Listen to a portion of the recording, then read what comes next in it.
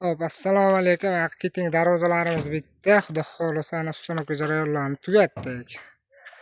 Bu Dubay faslidagi darvozamiz eniga 4.7 balandligi 2.25 ta bo'lgan darvozamiz. Xudo xolasa ponni yondorlarga keladigan bo'lsa, yondorlar 8.8 2 stinka, 6 ga 4 1.5 stinkada bo'lgan darvozamiz. Yopilishlariga o'zlaring bitta baho berib qo'yasizlar. Yarimtaga bir doimda bizda shtek nirjiklarni qo'yilgan holatda. Mana ponni tashqi ko'rinishlari. Orqa tomonlari ham o'ta zakonli bo'lgan. Orqa tomonlariga ham ponni granatakslar sachilgan, har doimgidek. Mashinalarda orqasiga sachadigan xafyor deydi buni ko'pchilik. Mana bunisi granatakslar sachib, sentr zamok qo'yib bergan. Sentr zamok ham yarimtaga. Salga ochiladi, salga yopiladi mana. Bizda doimgidek yosh bolamiz bitta qo'lda ochib, bitta qo'lda bemalol yopib olaveradi. Xudo xolasa darvozamiz bitta.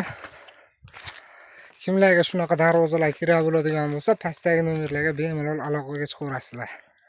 Har doimgidek o'zimizda 071 Moskvichimiz bor edi. 071 Moskvichimiz ayrim sabablarga ustaga tashladik. Endi 211 da xudo xolasa darvoza toshyapmiz Koboltda. Ana xudo xolasa ponni buyoqlari bo'ldi.